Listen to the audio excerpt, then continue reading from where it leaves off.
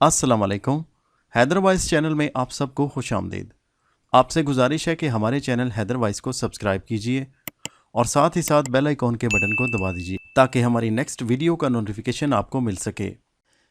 दोस्तों, ये कहानी हमें हिंदुस्तान से एक दोस्त ने भेजी है। उन्हीं की ज़ुबानी सुनते हैं।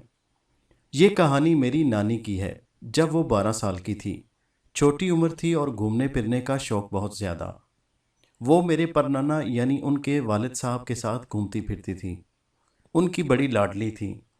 उनके साथ पूरे गांव में घूमती फिरती। एक दिन रात का टाइम था, आधी रात हुई थी। नाना जान को किसी काम के सिलसिले में दूसरे गांव में जाना था। वो जाने के लिए तैयार होने लगे तो मेरी नानी नींद से जाग उठी और रोने लगी कि मैं भी जाऊंगी। बच्चे अक्सर अपने वालिदैन से इस तरह की ज़िद करते हैं। वो भी ज़िद करने लगीं। उनकी बात सुनकर उनकी वालदा कहने लगी कि आधी रात हो गई है, तुम्हें नहीं जाना। पर नानी नहीं मानी। वो कहने लगी कि मैं ज़रूर जाऊंगी। उनके वालिद साहब उनकी बात मान गए। वो ज़िद के आगे हार गए और कहने लगे कि चलो ठीक है, मैं तुम्हें ले चलता हूँ। रात का वक्त था। वो वीरान जंगल से गुजर रहे थे। चारों तरफ सन्नाटा था। कहीं कहीं टिड्डियों के बोलने की आवाज़ें आ रही थीं। अचानक उन्हें रास्ते में एक घर नज़र आया। उनके वालिद साहब बहुत परेशान हुए कि यहाँ तो जंगल में कोई ऐसा घर नहीं था। मैं तो पहले भी यहाँ से गुजरता रहता हूँ।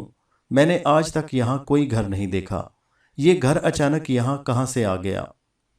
अचानक उस घर में से एक आदमी निकला और मेरे नाना के सामने आ गया और उन्हें सलाम करने लगा। नाना ने सलाम का जवाब दिया और जाने लगे तो वो आदमी बोला, आइए मेरे घर चलें, आप मेरे मेहमान हैं। नाना जी उनके सामने इनकार करने लगे और शुक्रिया अदा करके आगे बढ़ने लगे। वो आदमी जोर देने लगा कि नहीं नहीं, रात का वक्त है, आप मेरे घर में ठहरिए। नाना जान परेशान होकर उन्हें देखने लगे कि वो एक अजनबी आदमी था, मगर बार बार उन्हें अपने घर जाने का बोल रहा था। जब वो आदमी ज़बरदस्ती करने लगा तो नाना जान उसके खलूस के आगे हार गए और बोले, ठीक है, मैं तुम्हारे साथ चलता हूँ। नाना जान उसके साथ चल पड़े। नानी उनकी अंगली पकड़े साथ साथ चल रही थी।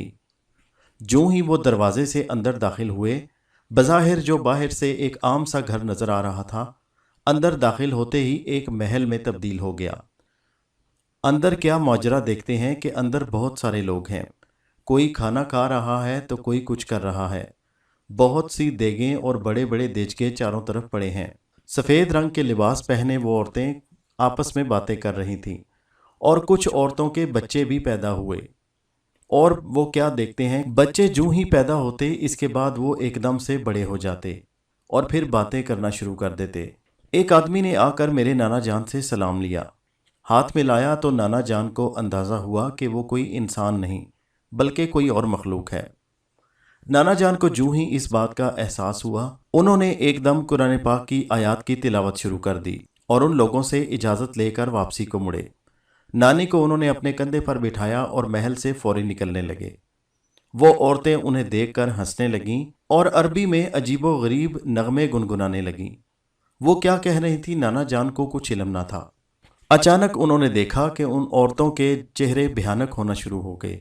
उनके दांत इतने बड़े और उनके चेहरे इतने मकरू और खौफनाक कि नाना जान घबरा गए। नाना जान जूं ही उस दरवाजे से बाहर निकले, उन्होंने देखा कि वो वापस उसी जंगल में मौजूद थे। नाना जान ने वापस गांव की तरफ दौड़ लगा दी। भागते भागते उनका सांस फूल गया, मगर वो रुके नहीं। अपने गांव की आबादी के पास पहुंचे तो उन्हें एक आदमी नजर आया। आदमी नाना जान को यूं भागते देखकर बहुत हैरान हुआ। उन्होंने रोककर पूछने लगा, भाई साहब क्या हुआ? तो नाना जान ने उसको सारा वाकया सुना दिया। आदमी वाकया सुनकर कहने लगा, भाई आपसे किसने कहा कि आप इस वक्त उस जंगल से गुजरें? उस जंगल में तो जन्नात का बसेरा है, वहाँ तो कोई जाता ही नहीं। रात के इस वीराने में उस जंगल से कोई नहीं गुजरता।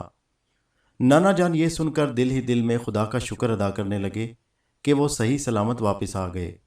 उस ज़माने में पढ़े लिखे लोग बहुत कम थे, मगर मेरे नाना जान पढ़े लिखे भी थे और कुरान पाक की तिलावत भी जानते थे। कुरान पाक के एक बरकत से और कुरान पाक की तिलावत से अल्लाह ताला ने उनकी ज़िंदगी को बचाया। ये वाक़या आज भी याद आता है तो रोंगटे खड़े हो जाते हैं। दोस्तों, ये सच्चा और हकीकत पर मबनी वाक़या है। इसे महज एक मन घड़त वाक़या नहीं समझे। ہمارے چینل حیدر وائس کو سبسکرائب کیجیے۔ شکریہ۔